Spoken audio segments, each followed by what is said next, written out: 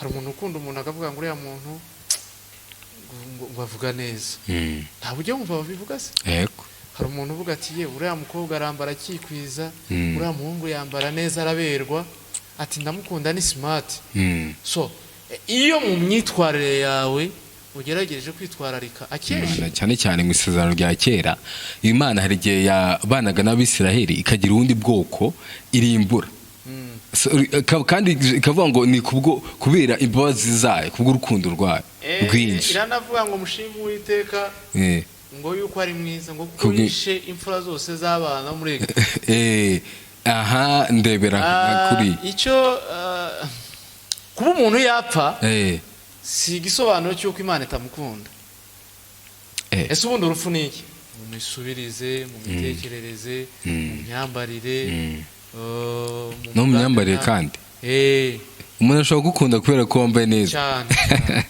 aho ndumva unyisha cyane kubera ko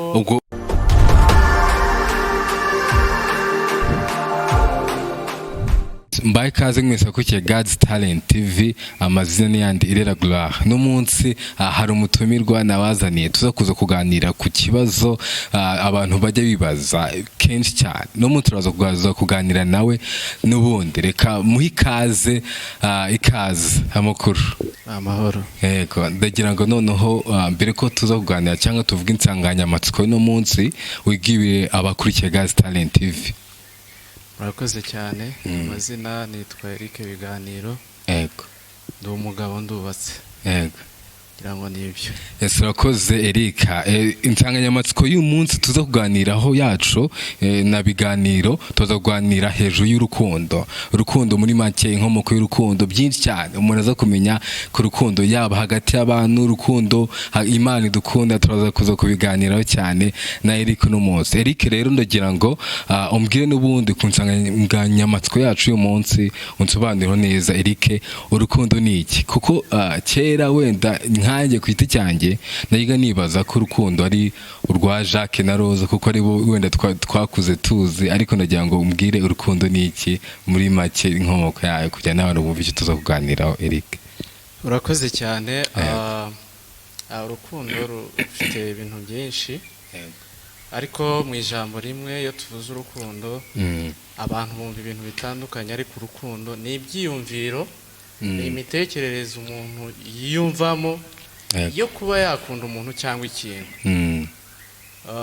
ni imitekerereze ni uburyo wiyumvamo umuntu cyangwa ikintu hanyuma ukaba wagikunda kurusha ibindi icyo bita urukundo ariko nimvuga gutyo ni mu buryo buri generale inkundo ziratandukanye ni nyinshi ariko iyo bavuze urukundo ni ibyiyumviro ni imitekerereze umuntu ashobora kuba afite yo kuba yakunda ikintu runaka cyangwa umuntu runaka kurusha ibindi bintu byose icyo bita urukundo. Yes, Eric tutukira aho ngaho n'ubundi hari igihe bajya bavuga ngo umuntu yakunda umuntu jambo ry'Imana ko rivuga ngo ujye ukunda umuntu nkuko wikunda icyo kintu cyashoboka Eric? Birashoboka ariko kandi ntibishoboka mu mitekerereze yacu. Yego. Imitekerereze ya muntu biragoye kuba byashoboka ariko mu buryo bw'umwuka wera birashoboka. Yego. Kuko niba intumwa za Yesu zaremeye gupfa yego zifa bakazica urupfu rubi hari abo babagaga uruhu hari abo batekaga mu ngungura z'amavuta hari abo bambaga bacuramye abo bose ni abantu banze kwihakana kubera urukundo bakundaga Yesu Kristo yego niba abo barabishoboye birashoboka ko byashoboka ariko mu mitekerereze yacu ya kimuntu biragoye sinzi ko byapfa koroha ko umuntu yakwemera gupfira mugenzi we ariko mu buryo bw'umwuka tugendeye kuri contexte ya Bibiliya byashoboka. Yesu urakoze no mutukira aho ngaho wenda ndagira ngo mbwire Eric urukundo ugitangira uvuze ko rufite inkomo cyangwa ibice byinshi cyane abantu bari kwibazaho cyane ibyo bice rero by'urukundo bihari ni ibihe cyangwa bitanatandukaniye? Urakoze cyane cyambere hari urukundo abantu bakundana kubera ko bavukana kubera ko dusangiye amaraso tuvukana dufite umubyeyi umwe, dufite mama umwe, dufite papa umwe. Ubwo ni urukundo umuntu akunda mugenzi we adafite icyo ashingiyeho. Urukundo rwa kivandimwe. Rwa kivandimwe rw'abantu bavukana, abantu babana mu muryango. Hakaba urukundo umuntu ashobora gukunda umukobwa akeneye ko bashakana. Harimo nabwo uburyo bubiri. Hari ukunda umukobwa kubera inyungu amushaka iwabo, hari n'umukobwa ukunda umuhungu kubera inyungu z'icyamushakaho. Urugero afite akazi, akurikiye ka kazi ntashaka kuba mu buzima bubi, cyangwa se wa muhungu akurikiye umukobwa kubera ko iwabo bafite imitungo bazabaho neza, cyangwa se hari inyungu umuntu ashobora wenda kuba ashingiyeho. Ubwo nabwo ni urukundo. Hanyuma hakabaho n'urukundo Bibiliya idutegeka rwa Yesu Kristo, rwa rundi rwatumye yitanga agafata umwana wiwe w'ikinege utaragiraga mushiki we, ntagire mukuru we, ntagire murumuna we, arapfa kugira ngo twe tutari dufite amasezerano yo kuzabona umwami Yesu, hanyuma tugirirwe ubwo buntu. Na Bibiliya ivuga ko tumeze nk'igiti cy'ingurukizi cyameze mu kindi.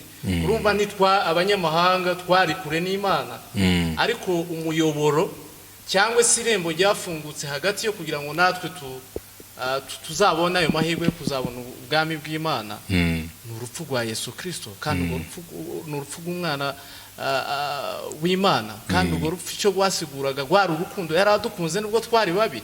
Ubwo nibwo rukundo rero nyarukundo izindi zose zigiye zigira nazo aho zigarukira. Ukiri aho ngaho gatoya, icyambere avuze ko ari urukundo rwa kivandimwe, icya kabiri avuga ko ari urukundo rw'abantu bakundana nk'umukobwa n'umuhungu. Umuntu ashobora gukunda mugenzi we hari ikintu amushakaho. Icya gatatu uvuga urukundo nyarwo Yesu Kristo yadukunze akanitanga ku bwacu. So ndagira nkubaze wenda ku cya kabiri ku bakundana hagati yabo, wavuze ko abashaka gukundana umwe afite icyo akurikiye ku wundi, ariko ntabwo yigeze numvugamo wenda ko umuntu ashaka kumukunda ari urukundo nyarwo nta kintu amukurikiyeho. Birashoboka, niko navuze icya gatatu mvuga ko urukundo Yesu yadukunze mu bigaragara ntacyo yaduciye, twari babi, ntitwari abo kugirirwa neza, twari abanyabyaha, twari kure y'amasezerano, ariko Yesu adukunda urukundo rudafite icyo rushingiyeho, aradupfira. Hanyuma icyo yaziraga kwari ukugira ngo twe tudafite iyo akise, tudafite ubwo buryo bwo kuzagera mu bwami bw'Imana tubone ubwo buryo. Reka biranashoboka nuko umuntu yakunda umuntu akamukunda ntacyo shingiyeho, bagahura akamwiyumvamo. Kugira twatangiye tuvuga ngo urukundo ni ibyiyumviro, ni ibitekerezo, ni uburyo umuntu ashobora kumva akunze umuntu cyangwa ikintu kurusha ibindi. Birashoboka ko wakunda umuntu rwose nta nyungu, nta mushinga mufitanye, ugahura n'umuntu ugahura nkagukunda, nta kindi kintu wenda kigenderera. Yes, reka ngaruke wenda ku cyambere ku bavandimwe, ko hari abavandimwe bajya ubona batandukana ukabona baricana kandi ari urwo rukundo rwa kivandimwe. Birashoboka. Iyo tuvuze ngo urukundo rwa kivandimwe ntabwo habura ikintu rwose gishobora.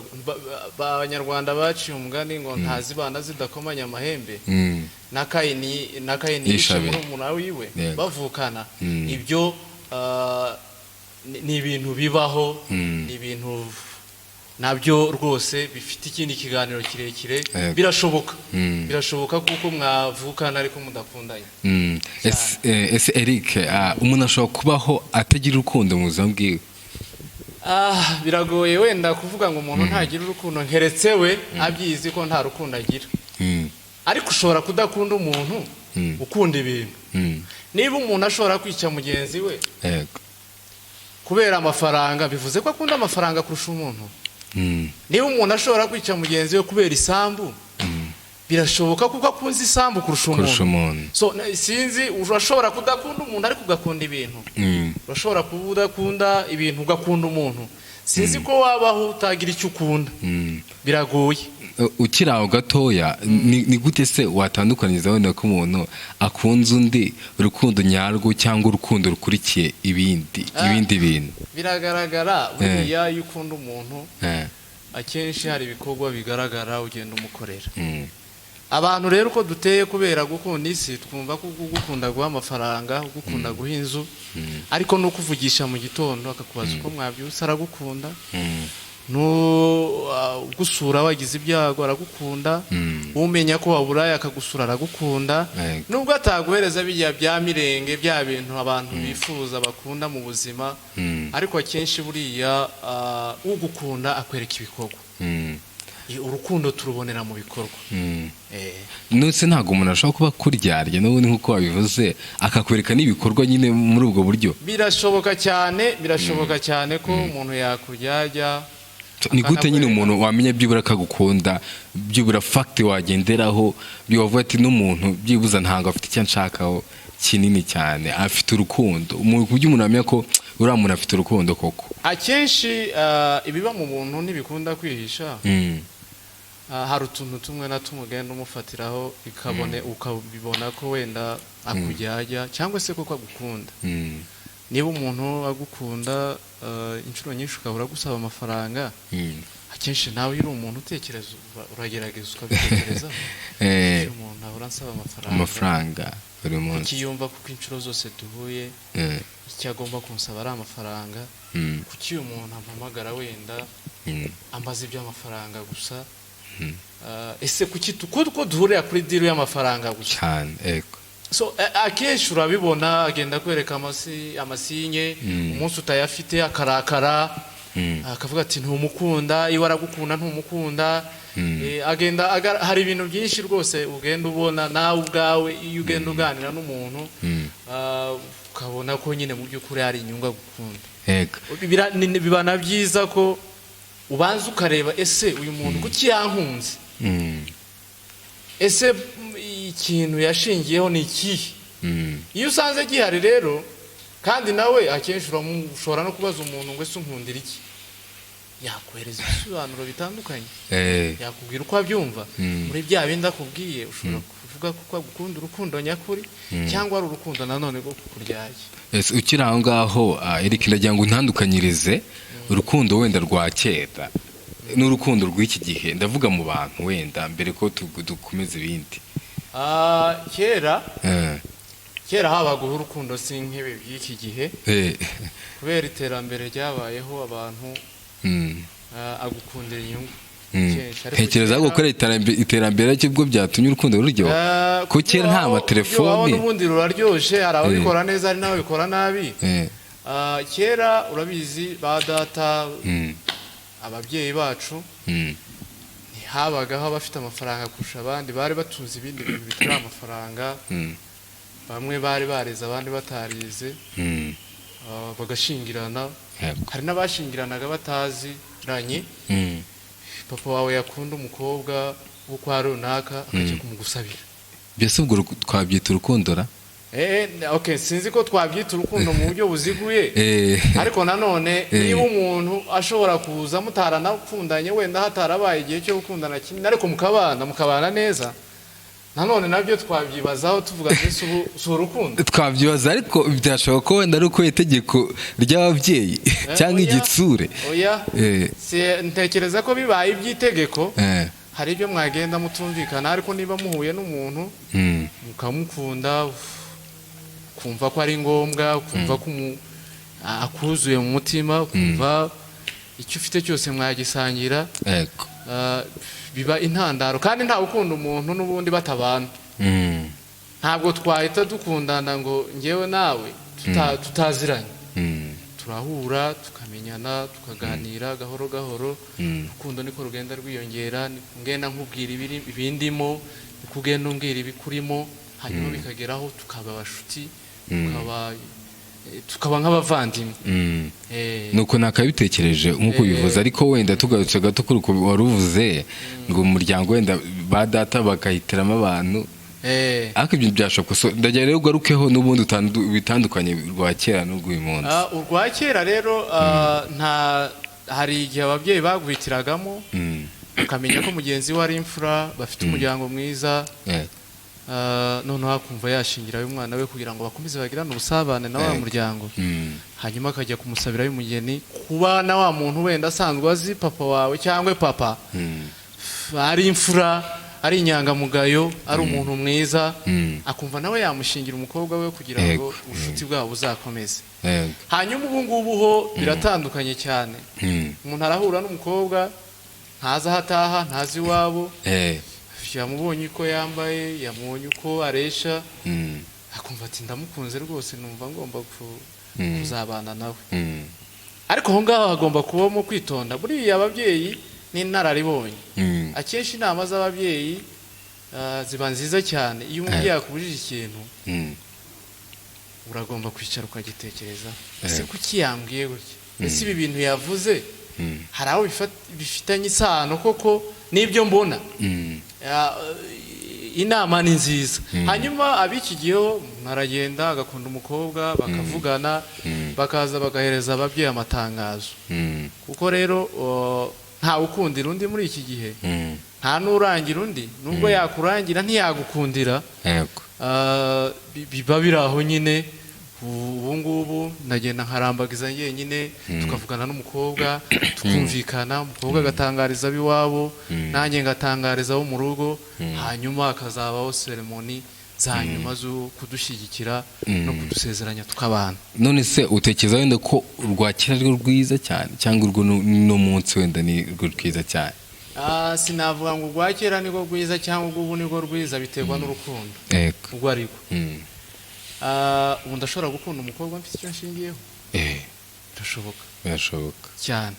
Akenshi usanga n'inkundo z'ubu ngubu ziragoye. Umuntu arakundana n'umukobwa bakabana nk'umugore n'umugabo kandi batarasezerana, amategeko atabyemera, batarajya mu rusengero, bakabana, akaba yanamutera inda, ariko nyuma akanga ko babana, akavuga ko umwana atari uwe, kandi yaramubeshaga ko amukunda, kandi baravuganaga ko amukunda, kandi yarageragezaga kumwereka ibimenyetso by'urukundo. Ariko igihe habaye ikibazo ukabona birasa naho bibaye kupire, bisa naho bikatise. Ibyo birashoboka. Rero ntabwo navuga ngo urukundo ngo rwakira nibwo rwiza, hanyuma ngo wenda ni rubi, biterwa n'uburyo witwaye mu rukundo. Eric, ikindi kibazo kinteye kwibaza, ese urukundo rugira iherezo, rugira grande? Ari igihe ukunda n'umuntu akubwira ko agukunda, ariko deja ukajya kumva still ibintu byashize byarangiye. Ese urukundo rugira grande? Nta matariki abaho ushobora kuvuga ngo urukundo rwatangiye kino gihe cyangwa ruzarangira iki gihe. Oya, urukundo rwatangiye kera tutarabaho, n'ababyeyi bacu batarabaho, n'ababyeyi babo batarabaho, ni kera. Ruzanarangira kera tutariho, n'abana bacu badahari, n'abandi batariho, ariko bazaba bari muri icyo gihe, urukundo ruzakomeza. Rero urukundo ntirusaza. None ubwo ngo nuvuze ko rudasaza, wenda ushobora kuba mu bantu bo kukine usanga sometimes ukunda n'umuntu wenda cyangwa nta bakundana kana rwashaje. Ni bya bindi nakubwiye, umuntu aragukunda kubera inyungu zanyu ngiye atazibonye rurashira. Umuntu aragukunda kubera ko hari icyo agukundiye, umuntu aragukunda kubera ko yabonye uri muremure, uri mwiza, wakora accident, bwa bwiza bwaba bwakatitse ukagabanuka. Aragukunda kubera ko ufite amafaranga, ejo bakwirukana ku kazi. Na Bibiliya igitubwira ngo ubutunzi ngo bumeze ngo nk'inyoni iguruka ku musozi umwe ikajya ku wundi. Biba bivuze ngo uyu munsi urashobora gusanga ndi umukene, ejo ugasanga ndakize. Birashoboka. Kandi dufite experience y'abantu benshi twasanze ari abakene, twamenye ari abakene, ubu bafite amagorofa, ubu bafite amamodokari, ubu bafite ibintu byinshi. So ushobora kunkundira ikintu runaka cyarangira, rero kwa rukundo rugashira. Ushobora kunkunda kubera ko turi mu ishuri, ndakwigisha ugafata, ndagusobanurira neza, ukankundira icyo ngicyo, twava mu ishuri tugahura ufite imodoka ntumbere ifite. Birashoboka. Ibyo bibaho. Rwose bibaho. Ariko muri make ntago rushira, umuntu ufite urukundo nyarwo ntago rudashingiye ku kintu, rudashingiye ku nyungu runaka, ntago rurangira, ntago rufite iherezo, keretse utagihari. Ariko mu gihe cyose kuva uvutse kugeza ushaje, hari isomo kera nize muri kaminuza ryitwa self awareness. Habagamo chapitre yitwa ngo learning. Bayidefinisaga bavuga ngo learning is a process, ntabwo ari product. Iyo ikintu cyabaye final good kiba kiri directly consumed, bagomba kugiconsuminga. Hanyuma iyo bavuze ngo ikintu ni process, no kuvuga ngo nuzaza nyuma yawe azakiga, nawe ubwawe kuvuvuse kugeza ushaje, nukwiga ntibirangira. Urukundo bararwiga, urukundo ntago barwiga. Urukundo ni ibyiyumviro, ni ikintu kikuzamo kikagupusa, kikagusunikira gukora ikintu runaka, cyangwa se gukunda ikintu runaka cyangwa umuntu runaka. Ntago warwiga. Ariko ukiri aho ngaho ushobora kwanga umuntu, urugero wawe umwanga, wenda wiwe akagusanganiza ubugwaneza, wenda nkanjye, wenda turanze dufitanye ibibazo nyanga, ngiye nkajya nshakisha uburyo ubushoboka bwose kugira ngo nkunde. Urumva ubwo umuntu urimo ibyo byaba byitwa kumwikundishaho. Wenda nawe ni na byiza mu gihe umuntu atakweretse ikintu cyiza, wowe ugerageza kumwereka ibintu byiza kugira ngo bimureshe, bimukurure, hanyuma azabe umuntu muzima. Ni byiza. Ariko iyo tuvuga kwiga, ni ukugenda ugatonda buri munsi ukigisha. Oya, na Bibiliya iravuga ngo wereke umuntu imirimo yawe myiza. Ya mirimo yawe myiza yonyine ari izamuresha, ari izamukurura, hanyuma imuhindura umuntu muzima. Ntabwo inyigisho z'ubu ngubu zo kwigisha umuntu waretse icyaha, wabaye imfura, wagize gutya, waretse ibi ngibi. Oya, mwereke uko uteye, mwereke imiterere yawe. Ya miterere yawe hari igihe igenda igakora ku bwonko bwe, akumva ko ari ngombwa ko nawe agomba guhinduka. Hari abadakeneye inyigisho zo kuza ngo tumwigishe, ariko yareba imyitwarire yawe, imiterere yawe, imivugire yawe, imibanire yawe n'abandi, yayindi ikamukurura, igatuma yaba umuntu muzima, kandi mu by'ukuri hari ibyo yari afite bitandukanye n'abandi. Yes, tugaruke gatoya. Hari ijambo ry'Imana rivuga ngo uko Imana yakunze abari mu isi cyane byatumye itanga umwana w'ikinege kugira ngo aze adupfire nyine. Ndagira ngo unsobanurire urwo rukundo rw'Imana yadukunze turi abanyabyaha. Uru rukundo nibwo rwa rundi nagusobanurira rudafite icyo rushingiyeho. Yesu mu bigaragara nta cyaha yari afite, ntiyigeze anacumura, ariko ahinduka icyaha kugira ngo wowe umuntu yaremye ugire agaciro. Kandi igitangaza ni uko abantu batabimenya. Hari n'umuririmbyi wo mu gushimisha wavuze ngo abantu ngo batihana, ngo bongeye ngo kumubamba, ngo kandi ngo erega n'umuruho munini ngo no kumubabaza iteka. Yesu yarapfuye adupfiriye, ariko ngo abantu ntibamumenye. Hari igihe umuntu n'ubundi akora ikintu cyiza abantu ntibakimenye, ahubwo bakumva ni kibi. Hari igihe ugirira umuntu neza abandi bakavuga ko ari ukwirata. Hari igihe ufasha umuntu abandi bakavuga ko ari ukugira ngo bazakuvuge neza. Bibaho. Yesu yakoze igikorwa kirenze, ariko igitangaje dushobora kwibaza ubu nyine ni uko tutazi icyo yakoze. Ariko urukundo Yesu yadukunze ntago rufite icyo rushingiyeho. Ntabwo ari uko yari adukeneyeho amafaranga. Yaravuze ngo nubwo twebwe tutomuramya, nubwo tutamuhimbaza, ibiti n'amabuye we afite ubushobozi yabihindura byo bikaba baramyi beza kuturuta. Ariko ahubwo twagombye kwibaza kubera iki nyine yadupfiriye. Ni urukundo. Urukundo yarukuye hehe? Ni unconditional, ntacyo yari ashingiyeho. Aradukunda, aradupfira, aduha ubugingo, ariko igitangaje ubwo bugingo tubukoresha ibiteye isoni. Ukiri aho ngaho kuri Yesu ndabyutse, ariko ikibazo nshaka kubaza wenda ndagira ngo mbwire niba koko urukundo Imana yadukunze rungana n'ubwoko bwa Isirayeli, kuko ibyo njya mbyibaza cyane. Ibyo ubu kera urabizi kuko ubwoko bwa Isirayeli mu isezerano rishya nibo barabaraganwa n'ubwami bw'Imana, nibo bari bandikiye kuzaja mu ijuru. Hanyuma Yesu amaze gupfa, natwe tuhabwa ubwo bushobozi, cyangwa duhabwa iyo favere yo kugira ngo natwe tuzabe mu bwami bw'Imana. Hanyuma Bibiliya ivuga iki? Iravuga ngo icyakora abamwizeye bose, ntabwo ari Abanyisirayeli, ntabwo ari abanyamahanga, abo bantu bose bizeye Yesu Kristo bakanizera izina rye, yabahaye ubushobozi bwo kuba abana b'Imana. Yes. Urumva rero Isirayeli ntabwo ari ikiri umwana w'Imana yonyine, ahubwo n'abayizeye bose, abayizeye bose bakizera iryo zina rye, yabahaye ubushobozi, yabahaye favere, bitwa abana b'Imana.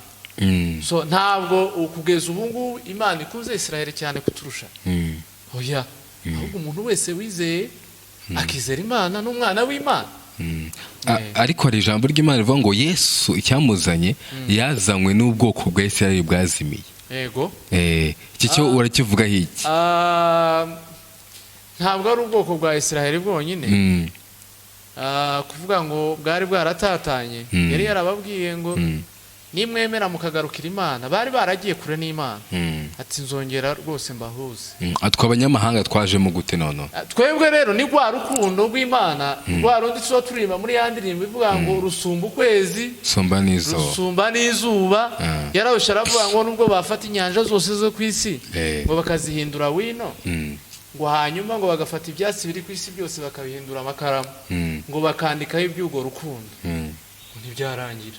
Ni rwa rukundo nyine yadukunze idafite ikishingiyeho, ariko kubera ko yari ikeneye ko tuzabana mu bwami bw'Imana, yemera gutanga wa mwana wayo w'ikinege twavuze, utari ufite mushiki we, utari ufite musaza we, utari ufite mukuru we, arapfa kugira ngo nge ngira agaciro nari naratakaje, ngira ubusabane n'Imana ntari nsanzwe mfite.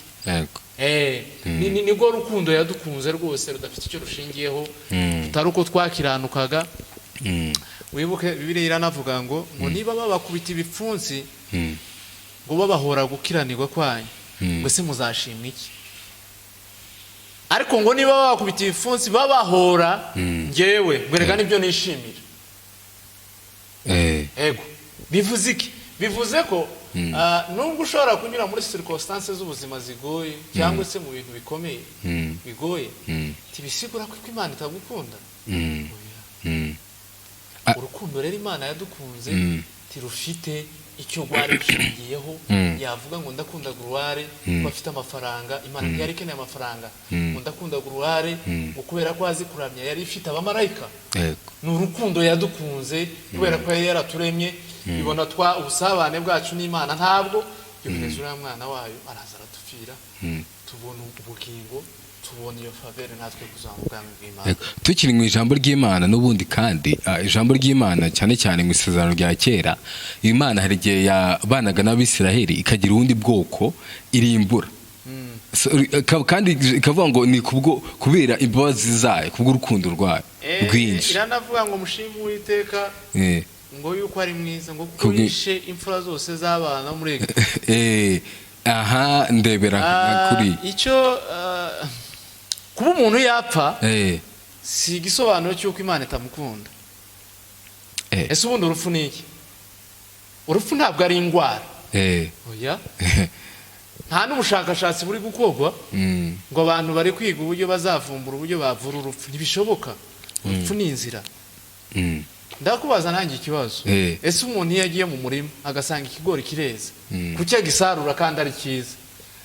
Nuko bagikeneye nyine. Rero iyo umuntu apfuye, iyo usomye na Bibiliya ngira ngo ni mu byakozwe n'intumwa, Dawudi Bibiliya zivuga ngo kuko Dawudi amaze gukora ngo imirimo Uwiteka yashatse ko akora mu gihe cye, ngo arasinzira arapfa. Dawudi amaze kwica Goliyati, Dawudi amaze kurwana n'indubu, Dawudi amaze kwica intare mu ishyamba, ariko yarapfuye. Erega urupfu ni inzira Imana yashizeho kugira ngo twebwe twese abazayisanga bazanyuramo, ku buryo yarimbura ubwoko bwose. Bariya bapfuye kera mu isezerano rya kera, ntubizi kuko iyo umuntu yakoraga icyaha yapfaga. Ntubizi ko habaga ibiguzi umuntu atanga, ibitambo kugira ngo ababarirwe. Ariko Yesu amaze kuza, amaze kudupfira, yahindutse igitambo. Niwe witambye ku bwacu, ahinduka igitambo. Ubu ngubu urabizi ko kera batumaga abatambyi. Wibuke mu isezerano rya kera, Imana iriya miryango 12 ya Isiraheli ikuramo umuryango wa Lewi, hanyuma abandi rababwira indi miryango 11 ati mugende muzajya muhaha mukore, hanyuma muze mugaburire Lewi. Aramubwira ati wowe nta gakondo uzagira mu gihugu, ntuzagira inzu, ntuzagira isamba, ahubwo nguhayeho gakondo inzu y'Imana. yari umutambyi kandi abwira abanyesirayeli iriya miryango yose arabwira ati ntihagire uzegera igicaniro mutazagirwaho urubanza mugapfa. Kera rero hari umwenda ukingirije ahera ahera watumaga abatambyi bakagenda bakabatambira bakazana ibitambo bakagenda bakabatambira kandi byandi byabaga bishize byabaga bitwikiriwe. Ariko Yesu aje ahinduka igitambo. Ubu umuntu arihana ariyeza ari wenyine avugana n'Imana ari wenyine bitanyuze muri intermediaire y'undi muntu. Ukira aho ngaho wenda ari ikintu gitumye nibaza nk'urugero wenda umuntu ashobora gupfa igihe cye kitaragera wenda kubw'urukundo rw'Imana. Nk'urugero nk'umuntu akaba yakuroga wenda ukitaba Imana. Kuvuga ngo umuntu ngo yapfa igihe cye kitaragera ngewe simbyemera kuko Imana ifite ububasha. Ubu ngubu hari abantu bashobora kurasa mu mutwe ntibapfe Imana itabishatse. Birashoboka. Hari n'abantu uvuga nk'abo b'abarozi bashobora kuzakaroga umuntu ariko Imana ikamwimana. Birashoboka. Ngewe nemera ko igihe umuntu apfuye nicyo gihe cye kandi n'igihe umuntu ariho nicyo gihe cye. Ntabwo nemera kuko umuntu ashobora kwicwa abo barozi bakudindiza mu iterambere ryawe batuma utagera ku cyo ushaka vuba. Ariko nabo buriya ni isomo Imana ishobora kugupimiramo ko wakuze. Bibiliya iravuga ngo mugire umwete wo kubana n'abantu bose amahoro. Bivuze ko si abantu beza gusa n'ababi. Shiramo umwete ubane neza. Ikibazo abantu bafite muri iki gihe aramenya ko umuntu ari umurozi ntamusuhuza rega ntawe mutandukanye nimba utamusuhuza. Umuntu aramenya ko umuntu amwanga nawe agashaka uburyo bwose amwanga ntacyo umurushije. Oya biragusaba niba umuntu akwanze we mugaragariza urukundo hanyuma kugwawe ruhande. Bibiliya ivuga ngo mu byicubahiro ushire mugenzi wawe imbere. Yes. Mu byicubahiro wabona nawe bikubahisha bihereze na mugenzi wawe nawe arabishaka. Ukira aho ngaho ndagira ngo umbwire point zerekana zatuma byibura umuntu byekana ko umuntu afite urukundo cyangwa ubuzima umuntu akwiye kugenderamo bw'urukundo n'ubuhe. Urukundo twaravuze nyakuri ni ugukunda umuntu udashingiyeho kubera ko ari ikiremwa cy'Imana kiriho gihumeka. Yes, yo ni point ya mbere. Cyo ni icya mbere. Icya kabiri ni ugukunda umuntu. Iyo tuvuga ngo gukunda umuntu nk'uko wikunda biragoye kubyumvisha ubwenge ariko wibuke Dawudi na Yonatani. Uwahigaga Dawudi yari se wa Yonatani. Uwari inshuti ya Dawudi yari Yonatani. Sawuli ahiga Dawudi. Yonatani umuhungu we niwe wabwiraga Dawudi imigambi se yacuze. Hanyuma igihe kigeze nyuma Dawudi yarabaye umwami. Nicyo cyagihe yabaje ngo se nta muntu numwe wasigaye mu muryango wo kwa Sawuli kugira ngo azamugirire neza ukubwiye neza kubw'urukundo bwa Yonatani. Baza kumubwira kuko yari afite ngo akana kari kararemaye kitwa Mifubosheti.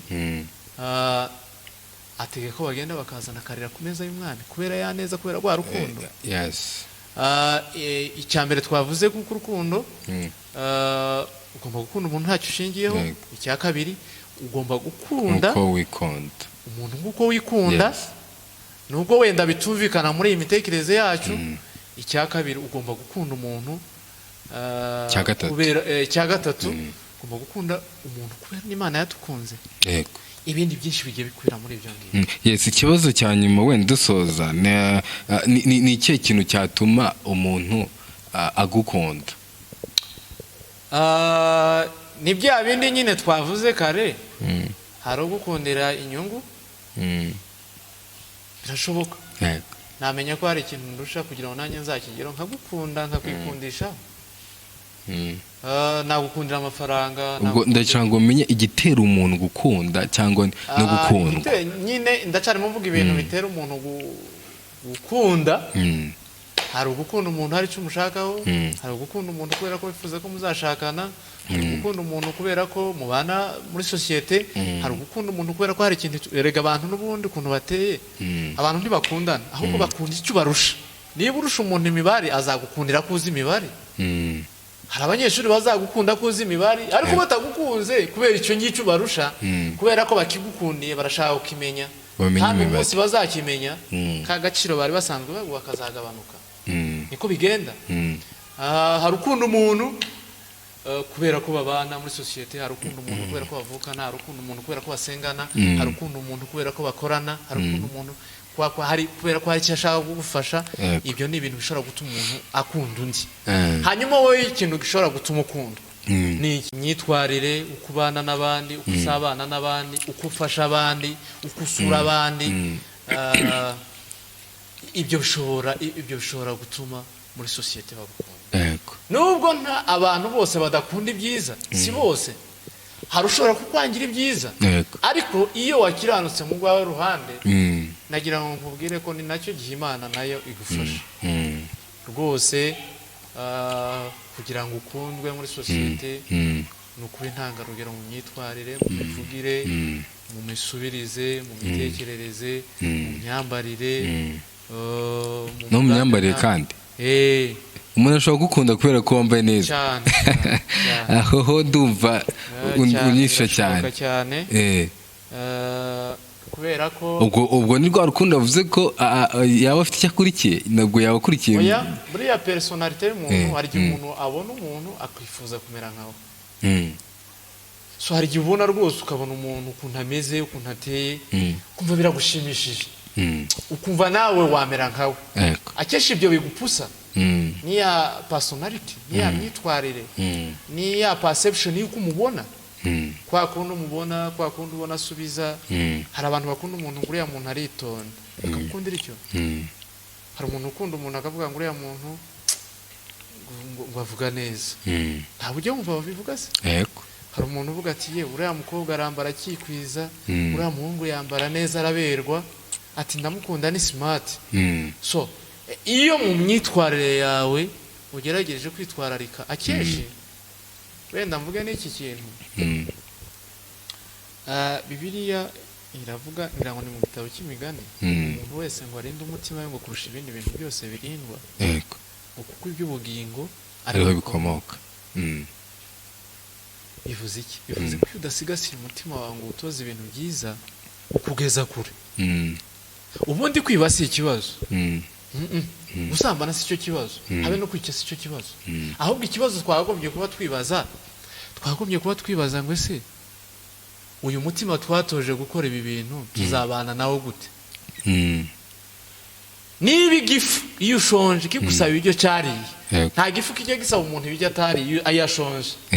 Ntiwakwifuza chips utaraziriye, ntiwakwifuza amata utarayanyweye, ntiwakenera ubugari utaraburiye. Niba igifu kigusaba ibiryo cyariye, bivuze ko n'umutima uzagusaba icyo wawugaburiye. Kwica rero wakwihana kwica, ariko niba wihanye kwica cya cyaha kirababarirwa, ariko urasigara na wa mutima. Ubu niyo umuntu acumuye ku Mana, abasa n'umurwayi basanzemo indwara idakira, hanyuma bakamushyira ku miti. Iyo miti nta masengesho, iyo yagabanyije cya cyaha kiragaruka. Niba tuzi kuko umurwayi bamuhereza imiti kugira ngo igabanye amakaruma cyangwa se igabanye ya ndwara yoroshye, niba tuzi ko abarwaye sida babahereza ibinini byo kubafasha, iyo atabimwe bigenda gute? Ubukana burazamuka. Aho niba rero nawe ucumuye ku Mana, ubusa n'umuntu basanze mu indwara idakira, kuko deja winjiyemo na virusi ya Satani yo kubesha, yo kwiba, yo gusambana, yo gukora icyaha. Biba bigusaba guhora muri ku miti ariyo masengesho, iyo yagabanyije kirasubira kikagaruka. Hanyuma niba umutima rero ugusaba ibyo wawuhaye, cyangwa igifu nimba kigusaba ibyo wacyariye, n'umutima uzagusaba icyo ugaburira. Rero iyo witwararika mu bantu, nta muntu ubesha kubera ko abikunze, ubesha kubera ko abigize ubuzima. Nta muntu wiba kubera ko ari akazi keza yaraga abana, ariko kubera ko yabigize ubuzima biraza akicura yabikoze. Ariko ngiye icyo natanga mu inama cyane, nuko umuntu yakwirinda gukora ibintu kurusha uko yazagwana no kuzajya byirinda yarabikoze, ahubwo wabyirinda mbere utarabikora, kuko umutima kenshi ugusaba icyo wawuhaye. n'igifu kigusaba icyo wakigaburiye. Rero akenshi usomye n'ibinyamakuru byinshi usanga n'ubundi abantu bafite amafaranga menshi nibo biba yandi. Yes, Eric. Abantu bakora mu mafaranga menshi, abantu bahembwa menshi nibo bakeneye n'andi menshi. So ni icyo numva natangaho wenda navuga kuri ibyo ngibyo. Yes, dusoza n'ubundi ndagira ngo utange conclusion ku kiganiro cyacu cy'uno munsi. Twaganira byinshi cyane ku rukundo, ariko ndagira ngo utange conclusion. Wenda usubiye inyuma gatoya, umwanzuro dushobora wenda gufata akenshi dushobora gushingira kuri ibi biganiro twaganiriye, ariko nta n'ikindi wenda gikomeye cyane nuko tugomba gukundana urukundo rwa Gikristo. Ugakunda umuntu ntacyo ushingiyeho. Hari abakobwa bavuga ngo ndakunda umuhungu kubera ko afite akazi, akirengagiza ko wa muntu atari uwiteka ryose, azapfa, bazamwirukana ku kazi, azagira ibindi bibazo, ashobora kugira n'uburwayi. Kunda umuntu udafite icyo ushingiye, kuko n'umukundo ufite icyo ushingiyeho, cya kintu ushingiyeho nigishira urukundo rwanyu ruzaba rurangiye. Ni nacyo kibazo abantu bafite kinini mu ngo zabo. Umuntu ntashobora kwihanganira umugore aramubwira nabi, ahubwo akumva solution ari uko batandukana, akirengagiza ikintu gikomeye. Uriya mugore mutandukanye aratashe, ariko n'undi ugiye gushaka ntimuvukana, ntabwo ari mushiki wawe, hari ibyo yemera utemera, bizagusaba kumwihanganira.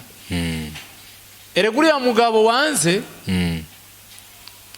uzashaka undi nawe si musaza wawe, hari ibyo yemera atemera, bizagusaba kumwihanganira. Iyo wakunze rero umuntu udafite icyo ushingiyeho, ukamukundira uko ari, uko Imana yamuremye, biragufasha kubana nawe, biragufasha mu buzima, biragufasha kumwihanganira no mu gihe aguye mu makosa.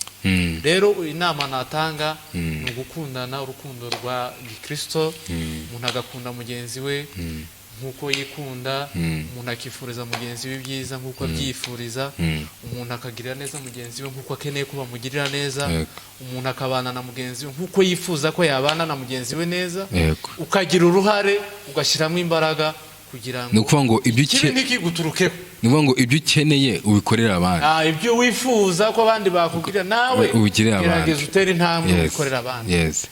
Numva aricyo twasorezaho tubabwira, ni ubwo nibwo rukundo ruzima, niyo mibanire myiza, ni wo mucyo mwiza w'abakristo. Yes, mwamwumvishe Eric netwa turimo turaganira, arakoze cyane Eric, Imana iguhe ko natwe. Arakoze cyane. Yes, turamushimiye cyane, ubundi tuzongera tunamugarure tuganire nawe, kuko mwabyumvishe ko twaganire, twagize ibiganiro byinshi cyane kandi byiza. Ubutaha tuzamuganirira, tunaganire no ku bindi turimo turabategurira. Yes, mwakoze kubana natwe kuri byinshi twaganire na Eric. Icyo nabibutsa cyambere n'ubundi ni ukanda subscribe niba wakunze ibyacu, ikindi comment kuri byinshi twaganire cyangwa kuri topic wumva mwifuza twazaganira ubutaha, n'undi mutumirwa wumva wifuza twazazana. Ikindi like niba wabikunze, connection n'inshuti zawe kugira ngo bongere bamenye byinshi cyane, baheshurwe byinshi cyane ku rukundo muri rusange. So mwakoze kuba natwe rero, n'ubundi amazina ya Ndiragura, ciao nawe utaha.